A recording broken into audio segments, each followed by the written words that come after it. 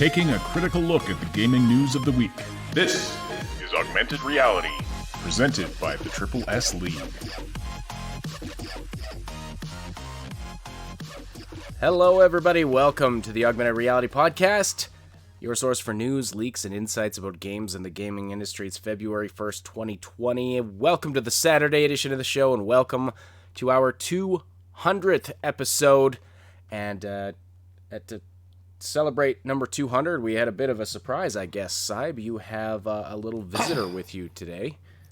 Yeah, she's about 4 feet away from me. Did not expect this. My dogs have not been really breeding for the last 2 years, and late last night I got a tiny little bundle of joy. Just decided to drop in on everything, and well, now it was a little chaotic here early this morning, and it's been a long night. But yeah, this is So you've got a little puppy there. Nice. Yeah. She's only a few hours old. She's about, let's see, it's about 4 hours since it all happened. So she's about 4 hours old, and I will start posting pics and making some update videos, because this is she's literally a miracle child. Mom hasn't had anything but stillborns in the last 2.5 years. So yeah, that's. So this is... Did you even? You said this was a complete surprise. Did you know that she was expecting? Nope. She hadn't gained any size that I really noticed. She's about the size of my thumb. so it's now they're small dogs to begin with, but this one is tiny. So yeah, it was very touch and go, because she had a sister that didn't make it.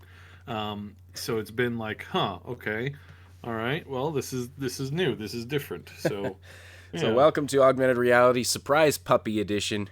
Yes, that's pretty funny. Chat's getting a kick out of the fact that you didn't know your dog was knocked up. But anyway. Yeah. Well, I'm glad that one of the puppies survived, because yes, I know the last few litters have not had any survivors, unfortunately. But anyway, welcome. If you're listening live this morning, please say hello in the live chat. Send us your questions and comments there as well. We'll read and respond to as many as we can throughout the podcast. And don't forget to slam that like button. It likes it rough, and it tells YouTube that you like this content, and it also tells us that, and we really appreciate that. We do. If you're listening after the fact on one of the audio-only platforms, we're glad you're here as well. We appreciate your likes and follows there. It does take us a little bit of time to get the podcast up to the audio platforms. If you want the latest info sooner, we encourage you to hit the link in the description to subscribe to the Triple S League YouTube channel, where you'll find lots of other gaming content in addition to this podcast. All right. So some interesting things to talk about today. Not a lot of good news, unfortunately, but there is a bit of good news. We've got the Taipei Game Show has been delayed, which means that whatever, if anything, new was going to be coming from CD Projekt about Cyberpunk 2077, we're going to have to wait for that. Now, they had said they weren't showing anything new. They would be doing a new presentation of the material they've already showed, which, of course, especially if they were going to do a live playthrough of a part of the game, then of course maybe something new might slip out that we might be able to latch onto there. But unfortunately, so the game show has been delayed due to the outbreak of the coronavirus. So our thoughts are with everybody who's affected by that, and hopefully that situation gets under control. Very soon. Last I checked, Taiwan as a whole just has 9 cases, I think it was. So this is... I mean, that doesn't sound like a lot, but this is apparently... I haven't been following it that closely, but it's apparently it's a concerning situation for sure. All right, and then we have Blizzard's Warcraft 3 Reforged disaster just continues to get worse, And some other unfortunate news: Fogbank Entertainment is closing. Yeah, this happened. This was announced yesterday. Yeah, we didn't hear about I didn't hear about this till very, this morning. very suddenly. Yeah. I am really annoyed at this, and we've got quite a bit of info on what's happened. And yeah, this also means that the game Storyscape is also coming off and will no longer be available at all starting on the 3rd of February. Like, just they nuked the thing from orbit, basically. Yeah. And this this had to do with the had to do with the Disney Fox merger. So, Yeah. So Disney's decided to sell off Fox Next Games, or the gaming company Fox Next, I should say, and it's all of their gaming companies, actually. So right. Disney has decided that they are only interested in third parties running and creating their games now. Interesting. So they want to license their content. They don't want to create it. Yeah. So they basically walked into a majority of these companies that they that were owned or that were partially owned or something that came with this merger. Basically, just wrote them all off and said goodbye. Like, right. Thanks for all the fish. We're gone. Goodbye, and thanks for all those fish. Yes. So all the macros. Now, if it is so of course, with the selling of Fox Next owns Fogbank, or owned Fogbank. Well, it still does. The company is still open till February 3rd, apparently. Now, I don't know why. Like, why would they decide, okay, we have to close Fogbank and then sell Fox Next? Like, why? Well, it's there was a series.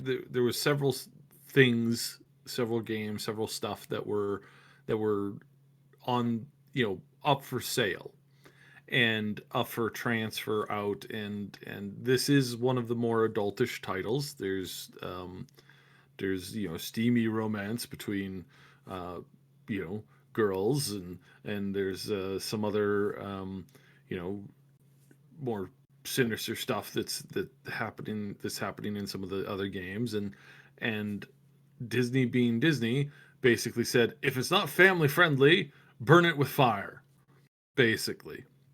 So instead of allowing the IPs to be sold or transferred out, and this is, by the way, this is the only source of new canon as far as the whole X-Files thing goes, as well as these other things.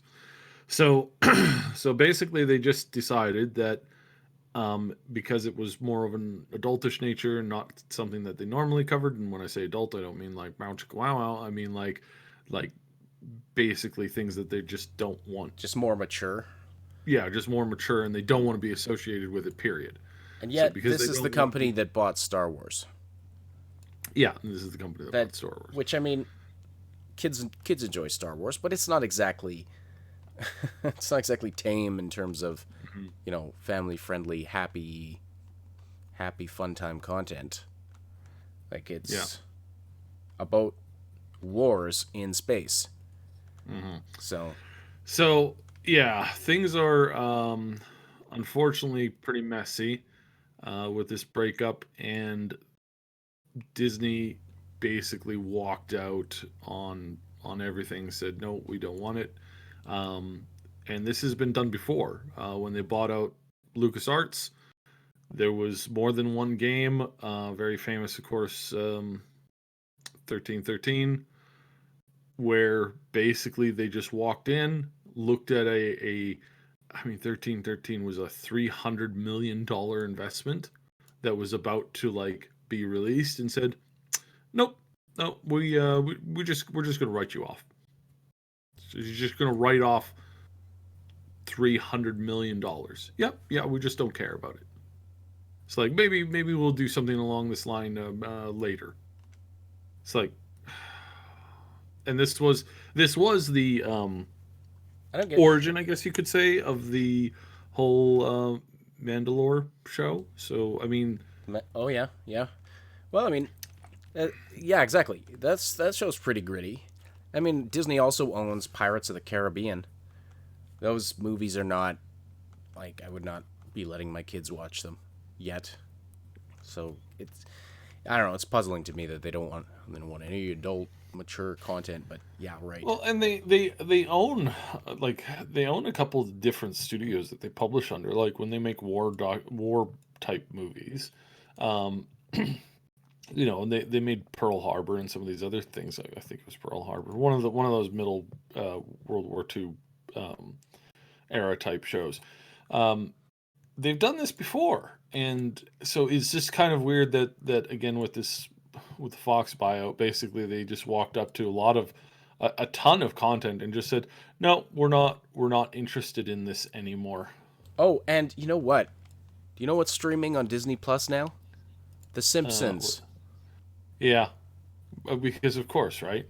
So Like again, it seems to be that they're only interested in stuff that they can make a like they can make go like I at this point I don't even know.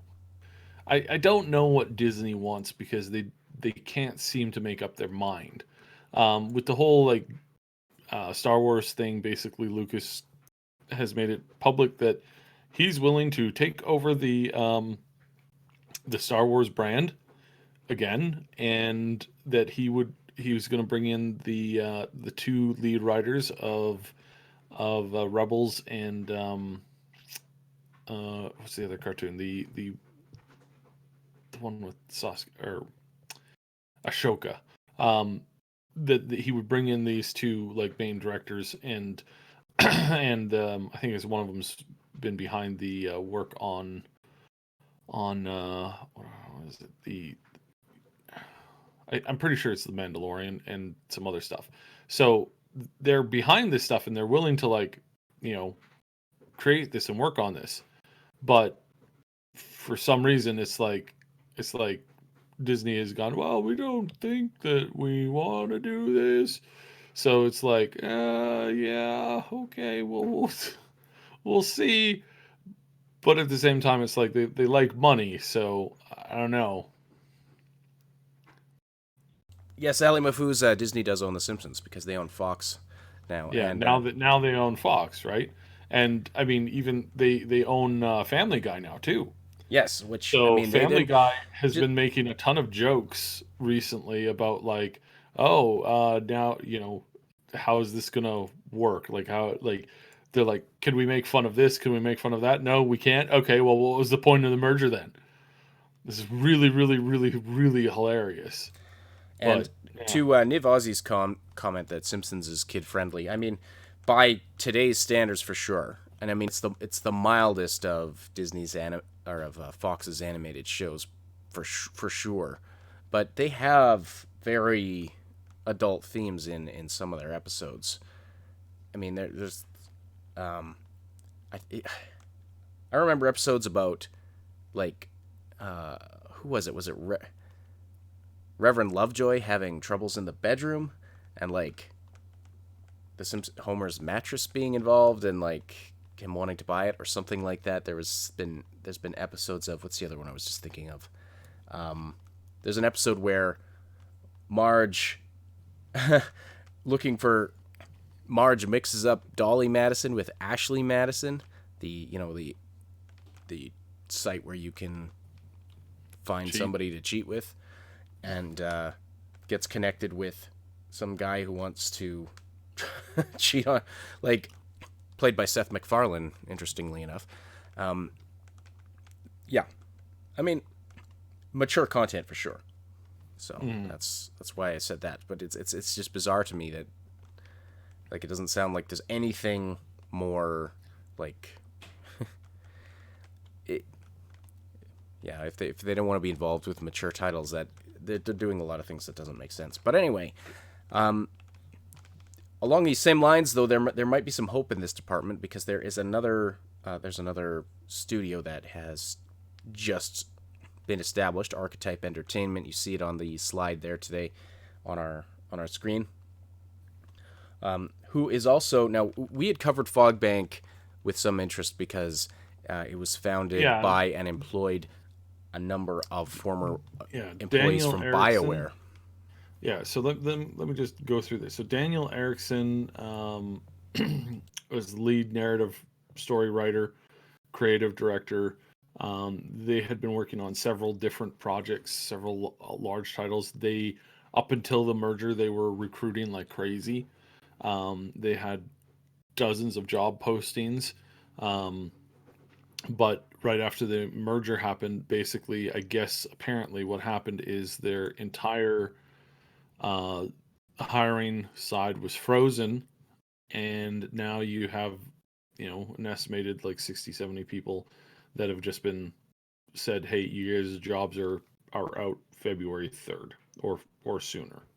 Right. So this is like really, really rough to get in the middle of the winter year. Yeah. It really kind of sucks for them. Yeah. But yeah, all Fox owned game studios are basically out. Fogbank was one of the ones that was not included in any additional outside purchases. And then of course, Disney declined to comment on the closure. So there's that. I have reached out to a couple of people that I knew there, and apparently things are not, happy at the moment. However, most of these people will have, a fairly good opportunity to pick up new work. And I would encourage them all to go knocking at Archetype Entertainment, because these guys, this announcement also just off the press. This is a pretty big deal. This is Wizards of the Coast funding and helping to create this company here called Archetype Entertainment. So Wizards of the Coast is in charge.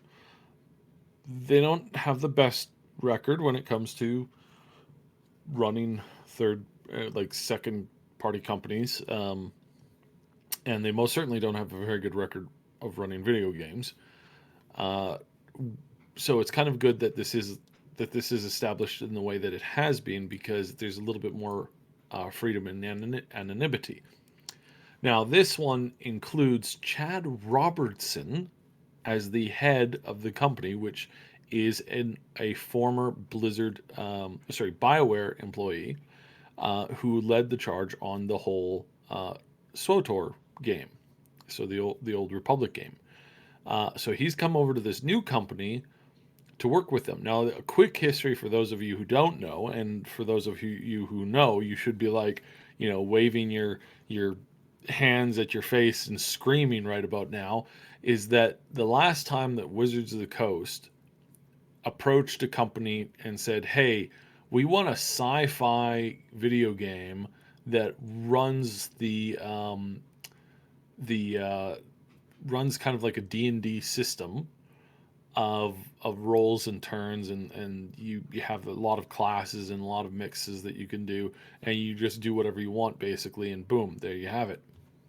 The last time that was talked about, we ended up getting, although there was many more steps to that process, and it was not started by Wizards of the Coast, but the last time that process was started, we got Knights of the Old Republic. So this is really cool, and the art that they've put out seems to indicate that it's like a post-apocalyptic type world. Maybe kind of looks like that. You can see that on the thumbnail and the podcast artwork today. Yeah. Now this is the image that that their main website has been running. What is exactly going on here, we don't know yet for sure, but it does appear as if Wizards of the Coast is basically ordered, and they've made a bit of an announcement on this, that they are, this is an Austin studio, led by veterans from BioWare and other AAA studios. This was founded late last year, right out of the get-go. It's an autonomous division of Wizards of the Coast, and they're going to be assembling a world-class team to build a multi-platform role-playing game in a new science fiction universe, with kind of more or less the general like concept of importing like the some of the D&D type concepts that Wizards of the Coast is famous for. So we may end up getting a game that's a lot um, like an enormous amount like Knights of the Old Republic, or we might be getting something slightly different. So we don't know yet. They have just made this announcement. They have opened up several positions. They're currently hiring for an art director, a lead character artist, lead environmental artist, a lead VFX artist, a lead gameplay engineer, senior gameplay designer, senior level designer, and gameplay engineer and technical animator. Out of just to name a few. Now these positions are it's all like team lead stuff right now, so we're probably a few years away, to say the least. We're probably like 4 years away, and this really sucks because we were like a few years away of seeing the really big content that Fogbank was working on. So yeah, so my hopes have been dashed for one company. However, this next company is even more interesting than the first one. Um, Chad Robertson's pretty decent guy. He's got a lot of experience in RPGs, storytelling. The latest expansions that he was helped fund or helped really guide and bring to fruition have done very well over at the BioWare Austin, where they make these SWTOR game. Chad Robertson was put in charge of Anthem, in which he immediately quit. This is one of these connections here, um, and yeah, so now he's heading up this new studio, which again literally got set up and started running in November of 2019. So it's been like 4 months. Um, they've just made a big public announcement, and they're looking to just bring in a ton of new people and see where things go. So yeah, this is really interesting. Yep. Yeah. All right, and just to clarify, we don't know that they're developing a post-apocalyptic title. That's just kind of what it looks like from the artwork, that it might be that, but we know it's a sci-fi of some kind. Yeah, we know that for sure. We know that this is a sci-fi game that has its roots in D&D. Now, roots, I think this is probably a technical term for the technical side of D&D. So expect a game that has many classes, that has a setting that's futuristic, probably contains both, right? Like if you're making a big sci-fi world, there's a good chance you're making more than one world, and this is something that Chad has a lot of experience with. So we could see a world or a game world that has it's got some futuristic cities, then another world that has like it's post-apocalyptic, but it still has sci-fi. Kind of like the Star Wars universe, where it's like you've got a wide variety of planets there, and so this is something that's probably like that. Now this is really early on in development, um, and I'm not hearing, of course it's really early on. I'm not hearing like any details on the game because at this point they haven't really even cemented their team yet. They have an idea of what they're going to do. Um, they may have most of the writing work may already be done, because one thing that I haven't seen them hiring for is a lead writer. So they may be working off of an existing IP that Wizards of the Coast has been working on for years. So yeah, it's very interesting. And no, Fogbank funding just answering Notional's question here, they can't get funding because they don't own those IPs. Those IPs were owned by Disney, and Disney decided instead of selling them off or licensing them out, they just decided that they're not doing anything with the X Files IP right now, along with the Eternal City, Edge of Extinction. That all of those titles are they're basically looking at them saying, nope, no, we don't want anybody to do anything with these right now.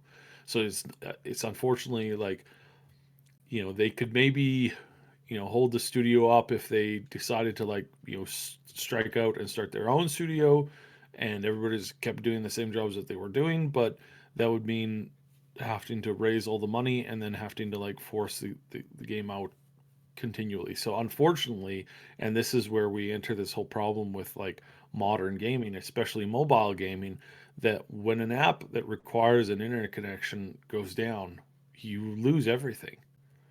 And so unfortunately, like, and they had very little warning. Like, they were just talking about how, they were excited that they were going to be releasing new content back on the, like, 15th of January, and then it's not even 3 weeks and they get the news, you're done. And all of your story work is just being shelved. It's going in some kind of a vault, and you probably won't ever see it again. This is really, really, really, really, really upsetting for the staff, for the people that have worked on this stuff. Um, you know, I, there's a few, high end writers that we know have been working on this stuff, and it's really, really depressing. So It's very, yeah, yeah, it is very unfortunate. yeah.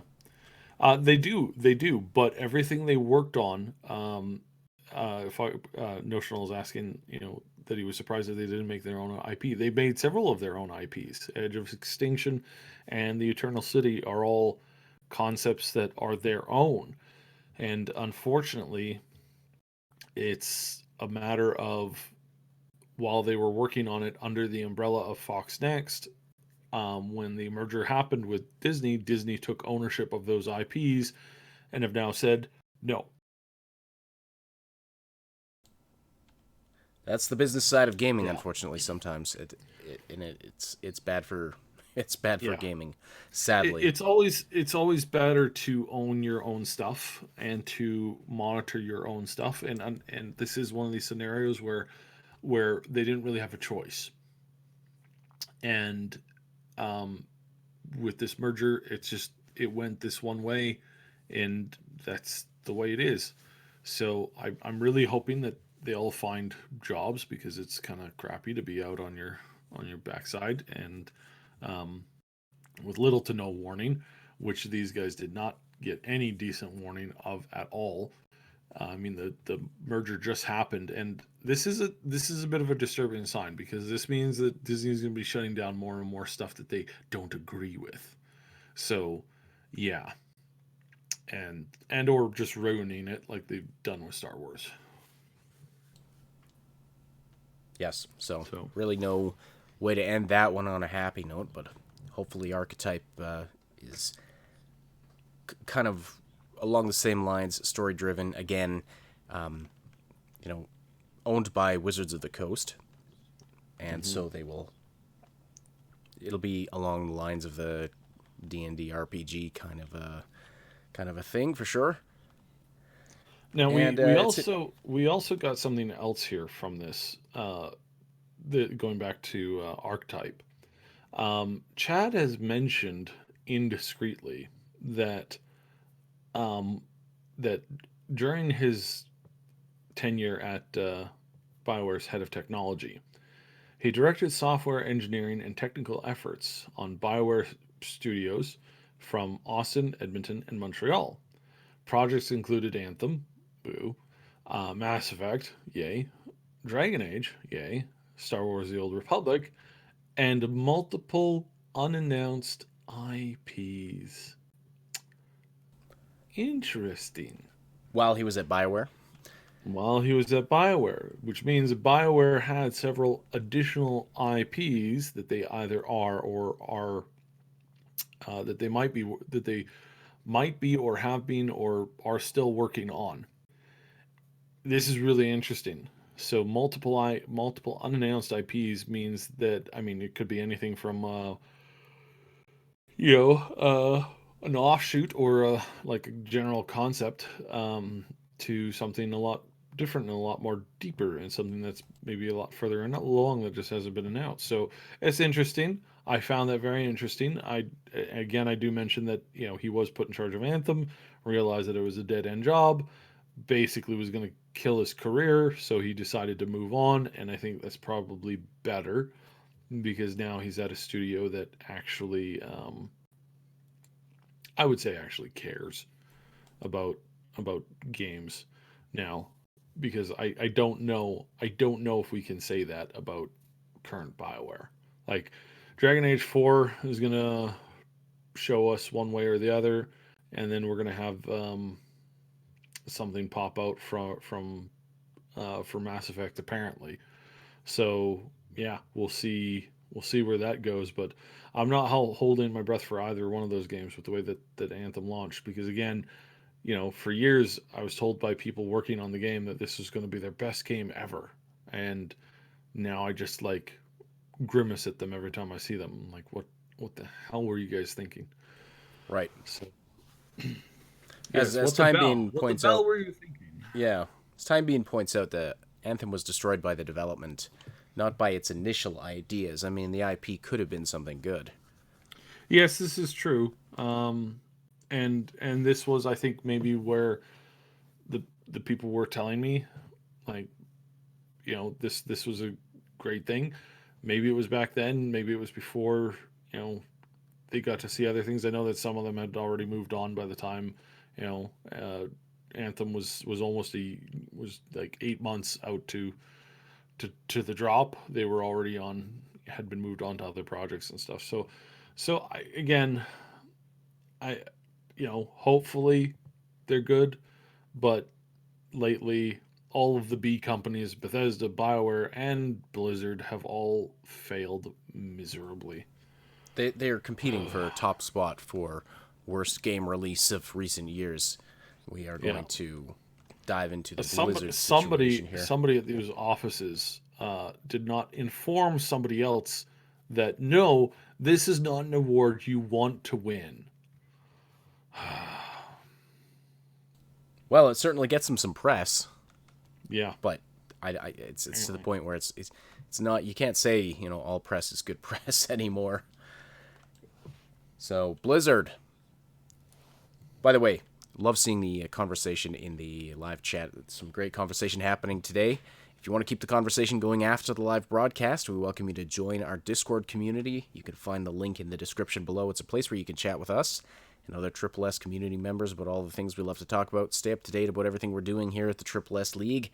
Click the link below to join. And be sure to say hi to us in the welcome channel. We love to know when new people join the server there. So, Danny boy, I mean, yeah, Archetype Entertainment it's not completely, I guess you could say it's an indie studio. It is owned by Wizards of the Coast, who own D&D, but it's it's not owned by a major AAA publisher. It's owned by Wizards of the Coast. Yeah, but it is self-determinant, so it can make its own decisions on what they're working on. So anyway, Wizards of the Coast has tried managing and running game companies in the past, and it's never gone over well. I mean, they can barely run themselves right now, which pains me to say. I'm not trying to throw shade, but they really don't know what they're doing over there. Well, I mean, they're good at something, or they have, if their skill set is in one area, they don't necessarily know how to run a different kind of company, even if it's somewhat related, video games and tabletop games. Different skill sets. So you want to get the people in there who know what they're doing in that specific area. And Terra K, you are right on this.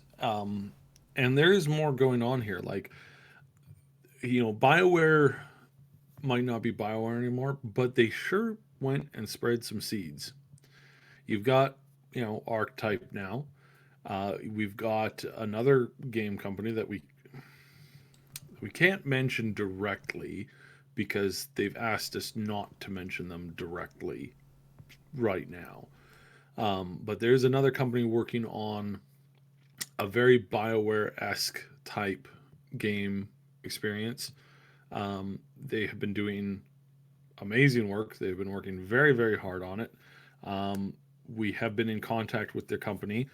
Again, they've asked us not to really talk about anything, but I can say that that the old school BioWare games, there are now multiple companies working on these, and one of them is doing quite well and is a fair ways into the process. So we're not going to see something, tomorrow from these companies, but we're starting to see fruit. We're starting to see the trees being planted, and I think we're going to be happy with the results. And again, these are a lot of old BioWare people, core team people, really the brains of the company that unfortunately has now all left, old school BioWare, many of them, and have now been branching out into their own things or into to different things. So we'll see where this goes, but we are going to be getting great single player, story driven content. We're going to be getting a lot of it. And a lot of these smaller companies, I think, honestly, they're going to give a run to these bigger companies. They're going to give them a run for their money. Unfortunately, it takes them a while to get started when you're starting a new company from the ground up. It's an involved process, but there's lots of talented developers, working on these things. Mm-hmm. So yeah, I mean, all power to them, and we want to support these companies. We've been in contact with this one, like Saib said. We want to support what they're doing. They are, there are some former BioWare people there, and we want to support what they're doing. And so we're working on, kind of an arrangement to do that. So, we'll update you on that if we have anything more to report. But let's talk about another one of these B companies jostling for that top spot of worst gaming company of the 2010s and now into the 2020s. Blizzard. So the Warcraft 3 Reforged fiasco is, it's just getting worse by the day. So Warcraft 3 the Warcraft 3 Reforged released to just a ton of problems. And we talked about this a little bit last time. Maybe, Saib, you want to sum up, what's going on there. But Warcraft 3 Reforged apparently just has tons of problems. It's half-baked, and people are not happy.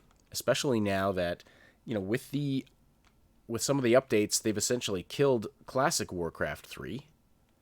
Yeah, because these updates to the system are mandatory.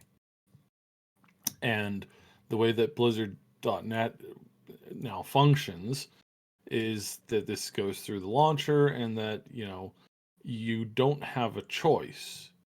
Yeah, so if you own classic Warcraft 3, it auto-updates to a new, I'm not sure exactly what's new about it, but something about the interface and the way it works, it changes.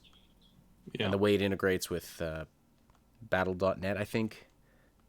Something to that effect. I don't play it. I'm not a Warcraft player, so I can't tell you firsthand.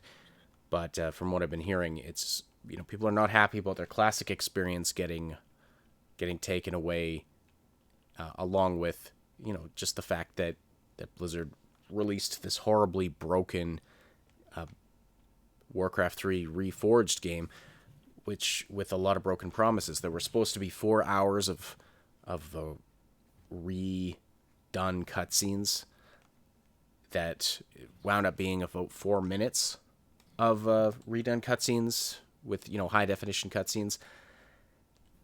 And there was a couple of other broken promises, was there not? Yeah. They just kind of new story content. That was the other one. New story content that sort of drew from the development of characters and stories that happened through World of Warcraft. They were going to implement some of this into Warcraft 3 Reforged. Apparently none of that happened. So tons of broken promises, and then the game just not working very well either. Yeah. And it's got a horrible rating right now on Metacritic. People are not happy, and Blizzard are also making it very difficult to get refunds. There's no Despite the fact that they're refusing refunds to people in countries where it's mandated that you immediately do refunds, period. So yeah, great job. right, there. yeah, like in Australia, they and Blizzard seems to think that they can get around Australia's laws because they're a U.S. based company, but that's not how it works. Yep. No. They are. Yeah. I saw one post where the reason for rejecting the refund was too much time in game, and the guy was like, "What are you talking about? It wouldn't even load." Yeah. Right now, I mean, there's 5,100 people, over 5,000 people that have been reviewing this on Metacritic, and it's all negative. That's all the negative ones. They've had 57 mixed and 223 positives. Now, I'm not going to be saying anything conspiratorial, but that 520 positive reviews, I really think some of that is some of their own employees, Well, because the way that some of these reviews are written is just, it's just it's almost disgusting. guaranteed because that's what these large companies do that. They'll have they'll write these fake positive reviews, or they'll hire somebody to do that. They'll source it out. So And the only time you get in trouble is when you get caught. Allegedly. This is what they do. But I wouldn't be surprised. It's, again, Activision, they don't have scruples. They really don't. They just don't care, and they just don't give, they don't give two pence. It's just not something that they're interested in. But it's like all of the reviews coming out from, like, it's not just English people that are writing bad reviews. A lot of these are reviews in multiple different languages. You've got everything from Russian to Chinese to Korean to Japanese, and it's just, which is just absolutely terrible. Yep. Polly's 911, thank you so much for the very, very generous super chat. He says, EA made more than $1 billion for microtransactions last quarter. Why would they care about BioWare making good games and Blizzard just try to make quick cash from idiots? Well, it certainly seems that way. Yeah. I mean, and people who are disappointed in Warcraft 3 Reforged are not just disappointed because Blizzard released a broken game that didn't fulfill their promises, but I mean this goes completely against the culture of the game studio that once was Blizzard, and they're upset because Blizzard used to be a trusted developer and publisher. Yeah, we like this is proof now, 100%. The Blizzard that we knew is dead. There are small holdouts. The Blizzard Classic WoW team, amongst others, where they really want to take the company back to good old times, but these are holdouts. They're not going to last. There were a lot of people who were looking at Warcraft 3 going, "Oh my goodness, we're going to have the RTS age back again. They're going to come in and they're going to do this. They're going to make this better." No, they're not. And this proves it that whatever was left of the RTS crew has been shuttered basically. Like they're either on a different project or they're doing nothing, or it's or or it was just pushed out well before it was ready. But again, this is just another failure of a long list of failures that is constantly growing for them. It's like we go from one terrible news story to another. Last week it was the N'Zoth expansion, or not expansion, the N'Zoth patch, the 8.3 patch for the Battle for Azeroth. It just it just fell on its face. Like there's a lot of improvements and stuff, but I mean it was just not what people were expecting, and there was a lot of failure, and the company is now like moving on. We had, of course, earlier this week we had the news come out that Blizzard had, they had fired these 800 people positions last year, and then they had reposted most of their jobs for less money but for more work, basically. And it's just it's just stupidity going from one thing to another to another to another. And it's like, come on, when like like somebody has to grow up at some point. Like this is just becoming ridiculous. So I don't know what to tell you other than I think it's insane, and that it's just going to keep getting worse. So yeah, That's unfortunate. But there was a comment in the chat I wanted to read from. Oh, where is it?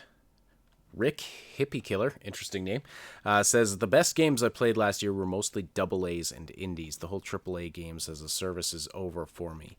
I absolutely 100% agree. There are some fantastic indie games, double A games, and what some of these smaller studios are able to produce is pretty amazing. Greedfall was a great game considering the size of the studio and the number of people that worked on it. Had its flaws, but it was I had a great experience playing that game. The Outer Worlds is another one. Now they are, Obsidian is owned by Microsoft now, but they were not when they started making this game, and they had that publishing arrangement with Private Division, which is unfortunate. But again, for a game that's not AAA. Really great experience playing that game. Plus, there's tons of great indies, and we'd love to, I would love to be doing more, just showcasing great indie games. I would absolutely love to be doing that. Unfortunately, they don't get the views to sustain a YouTube channel, so it's hard to do that. But I would love to be doing that. I would love to be supporting small studios that are making really, really good games, and just ignoring, well, maybe not ignoring, but as much as we cover the AAA stuff, absolutely. Unfortunately, yeah, it just doesn't work that way. It's just not people searching and searching for and really interested. Like I did a review of 3 indie games. Like I tried a new format where I played 3 different indie games, did reviews for all of them, put them all into one video to see how well that would do. It was pretty well received, but just no views there. So unfortunately, it's hard to do that kind of a thing. But yeah, these smaller studios with people who are they're building these games because they're passionate about making good games. They're producing some really great things, and so that's really, I think, we've talked about this a ton. This is the future. This is where the gaming industry is going. AAA is dying a slow death, but it's definitely it's not healthy. It's not in a good place right now, for the most part. Of course, there are some companies that are doing some good things still. Unfortunately. This when you and a lot of the problem is that these actual developers of the games are being owned by publishers that are not interested in games as an art form. They're not gamers themselves. They're just in it to make the money, and they see, it's just an investment and getting a return on that investment. It's like, oh, what's that? You can make way more money by turning it into a live service, stuffing it full of predatory microtransactions. Well, that's what you're going to do then. Yeah, and there's no way to sugarcoat it, unfortunately. But there are lots of games. So I mean, if you're worried about having stuff to play, there are really good games being made by indie studios and smaller, like AA studios, that kind of a thing. Takes a little more legwork to find them, unfortunately, but they are out there. So there's no shortage of good stuff to play. It just takes a little bit to find them.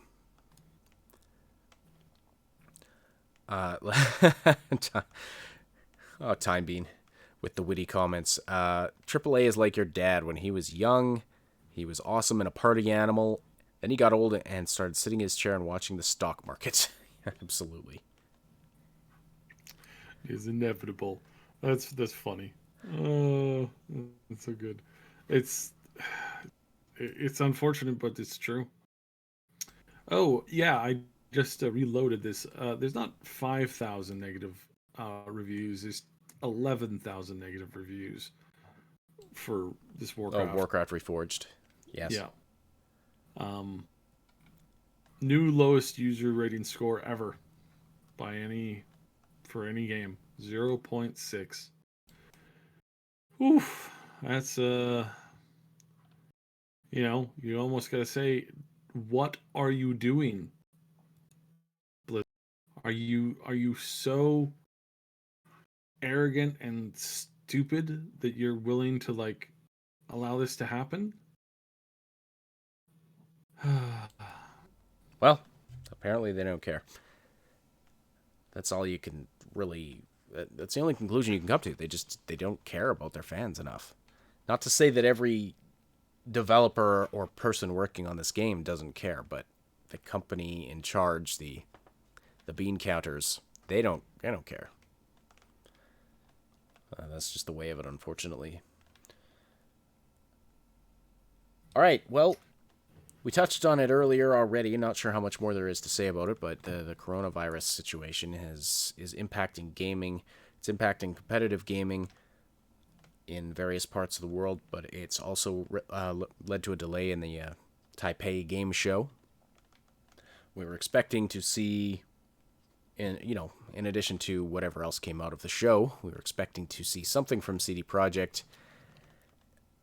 They were going to be doing a presentation of Cyberpunk 2077 there. We talked extensively about it last podcast, about the popularity of Cyberpunk 2077 in China and about whether or not this is going to cause censorship of the game, that kind of a thing. But any scraps of information that we... I am sorry, I don't know what's going on here. I don't know. Oh, that was my phone giving some kind of an alert. Okay. These darn things, this happened yesterday on the live stream too. I have my phone muted, and yet these things just push through. I don't know if there's an emergency alert. I should probably check that. I had I remember when it's right. It's like years ago, one phone that I had, and looked at the phone. I'm like, okay, I gotta put this on mute. Okay, mute, silence, mute. Everything's quiet. Okay, great. I'm doing my thing, and then suddenly dee and I'm like, what is this? And I turned the phone open. And I'm like, what is this? And it's like, your battery is low. It's like, thanks. Needed to know that. By the way, the emergency alert was that 2K goons have been spotted in my area, so I'm gonna batten down the hatches here. But anyway, we'll continue with the podcast because they're not going to stop us. So anything more to say about this Taipei game situation? So, I mean, this is of course, this is terrible, right? this is the right move. The coronavirus is nothing to sneeze at. Pardon the pun. I was gonna say that's that's some bad wording, but anyway. Now, yes, you can overreact when it comes to this kind of stuff. You can 100% overreact. You can 100% go overboard in your response to it. You can let fear dictate everything that you do. But between the two of overreacting and underreacting, for something like this, you want to overreact. Absolutely, that's better. You do not want to underreact. What's the worst case scenario of overreacting? You're gonna wash your hands more. You're gonna wear a mask. You're not gonna go outside and expose yourself to as many germs as you normally would have. You're gonna take greater caution for exposing yourself to germs. You're gonna be hesitant when people are coughing on you. All the kind of stuff, right? This is all that's going on when you're being overly reactive. You're gonna go out. You're gonna buy extra water and some extra food supplies for your house. It's like these are all things that you should be doing anyways. None of this stuff is a bad idea. Underreacting? Oh yeah, sure. Let's have the game show, and then somebody shows up who is, it's morphed into a airborne contagion, and they contaminate basically everybody at the convention, and this thing has a 5% death rate. So you're just walking into the convention and giving people a disease in which 5% of them are going to die. Like, great. That's clearly... Yeah, that would be the wrong move. That would definitely be the wrong move. So yeah, that's just... like, again, you can't overreact when it's something like this, because this is extremely, extremely, extremely dangerous. This is something that you have to treat with general levels of respect, because it's just the way that it has to be. And yeah, there might be, like, again, there might be some stuff, but it's gonna come back in the summertime. It was originally like up in the air as to whether they were going to continue it or not, or have it this year or not at all. But it appears as if they are going to be moving it to the summertime. Hopefully by then everything's calmed down. The virus is under control. It's not spreading left and right. So yeah. I think this is possible. Mm-hmm. Polly's 911 with the super chat again. Thank you so much. It says, Blizzard to mad fans. Guys, don't you have loyalty? Yeah. Yeah, right. That's brilliant. Oh, I think that the Blizzard, Warcraft fans have had a surprising amount of loyalty. But I think that's wearing thin. Like, you can only push it so far, right? Mm-hmm. So, unfortunately, that is not going to be working in their favor anymore. So, Saib, you should snap a picture of this new puppy, and I can throw it up on the screen here if you'd like. Just also looking... Not right now. She's very precarious, and I don't want to... It's been really touch or go here for the last little bit. So we should post some on the Discord later. Then I will do some pictures, and I'll do some stuff when it's okay, when she's doing all right. When probably like I'm gonna be able to take a picture when Mama goes to have some breakfast here in a couple of hours. So yeah, I'll grab a picture then. I'll grab I'll start to post some stuff like kind of tracking her condition and everything that's going on. But yeah, she is so tiny right now. Oh, it's so adorable. But, yeah, well, I mean, I can imagine. That's a pretty tiny breed of dog you have. Just looking at other news here, because I mean, it's been pretty slow, and I don't know if that's a side effect of it being the Super Bowl weekend. Probably gonna get charged for even saying that now. I'm gonna owe money to the to the NFL or something. Yeah, so. The Outer Worlds coming to Switch, so I mean, if you're a Switch gamer, and you're interested in the Outer Worlds, that's going to be coming to the Nintendo Switch on March 6th. And Draugen is getting its console release next month. Now, Draugen was a huge disappointment to me. Don't bother with Draugen unless you're really into atmospheric walking simulators. If that's your thing, then you'll probably enjoy it. But I found it not only did it not deliver on what the game was initially supposed to be. It's a 3-hour game at max. Like I turned over every stone in that game and finished it in 3 hours. So it's overpriced. I'm not sure if they're bringing the price down for the console release or what, but definitely don't bother with it unless you're really if you really like atmospheric walking simulators. But I wasn't that thrilled with the story either. So I did a release or full review on it on the YouTube channel. You can check that out if you like. And just checking on to see if there's any new Cyberpunk 2077 news today. As of this morning. I mean, last night there really wasn't much other than this the game show being delayed. And yeah, I'm not seeing anything new. Yeah, no, nothing new. So it's gonna be interesting. It's gonna be interesting. Yeah. We've obviously there's more stuff coming, but there's nothing gonna be coming out this weekend because it's Super Bowl weekend. Super Bowl, my prediction is going to be for the 49ers. Probably going to win by anywhere from 5 to 10.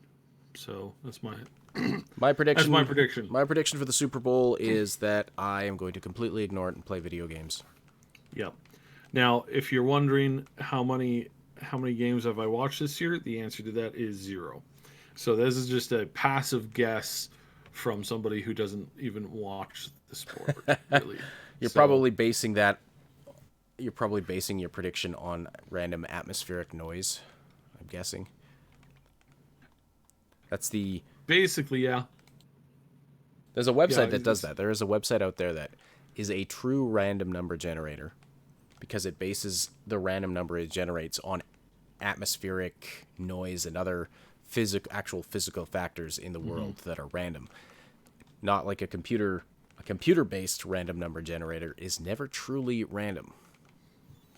Well, unfortunately, my random generator number has said that they'll win by 400,596.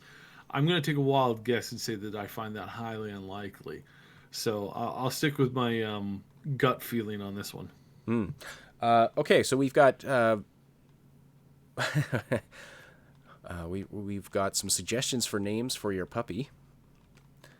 Roach, HK47.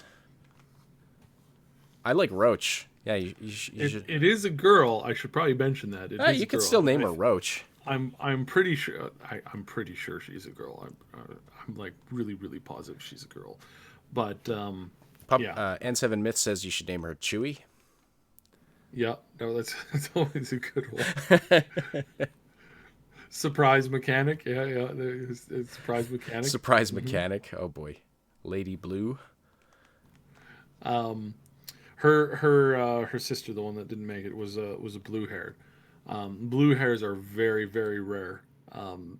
They used to be a very common coloring for dogs back like 150 years ago, but it was chased out and bred out for like blacks and browns and more earthy tones. But blue was actually like a color, and it's a real fascinating blue. It's a cross between blue and silver, and you get this very unique color, and it's very rare, but it's still around from time to time. And there's actually a big attempt to get it rebred into a couple of the dog populations. It's a bit of a recessive gene, but it's also something that can help stabilize other breeds at the moment. And you always want to be doing that. My breeds are not 100% pure breeds. They're like 1/16 Chihuahua. And we just do that to throw in some extra DNA to like help them not become overly to help them not to break down too much, because otherwise it's pretty bad, and you get the whole Dalmatian thing where it's like out of a litter of 6 Dalmatians, you might have one that's viable. Out of 3 total litters, you might have one viable. All of the other ones will have to be put down because they're deaf, blind, bone conditions, won't live past 5. It's like, and it's just because it's just been such a repetitive gene, and it's just too much inbreeding. Right. And I always found this kind of weird when it comes to breeds. It's like, so you're purposely inbreeding, yeah. So you're going to magnify any genetic problem that exists. Okay, yeah, this is good. You know what I don't get are those British Bulldogs.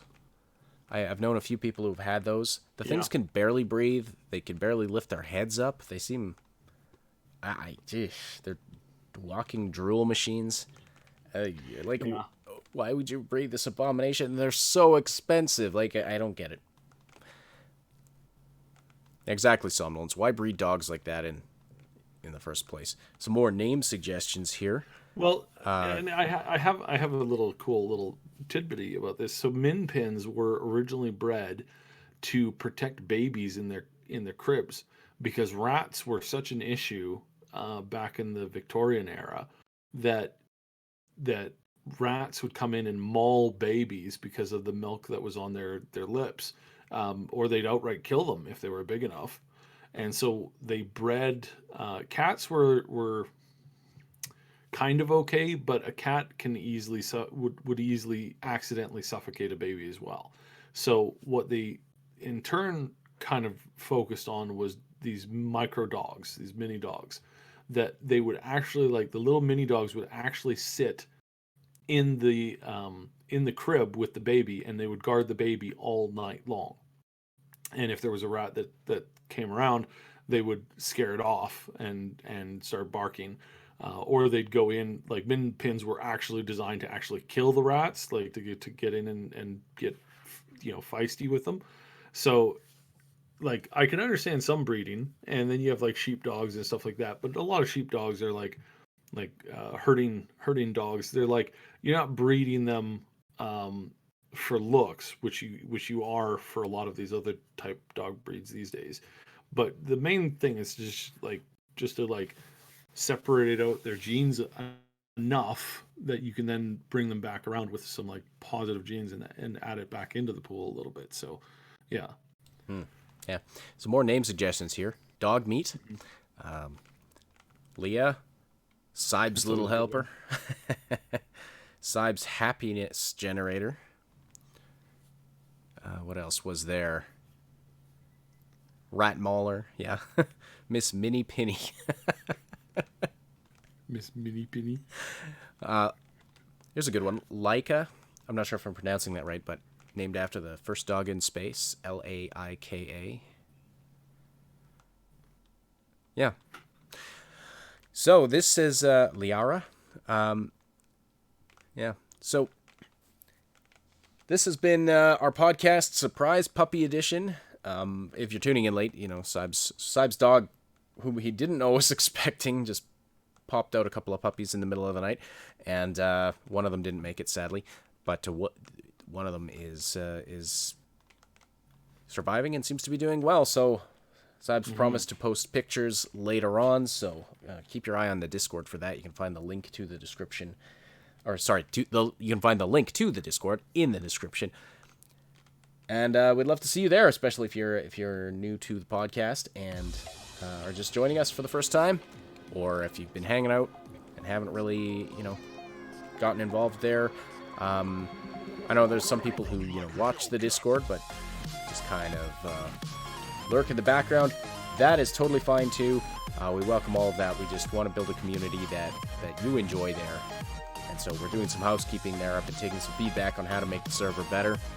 So the room is still up server feedback room if you want to give your input on that.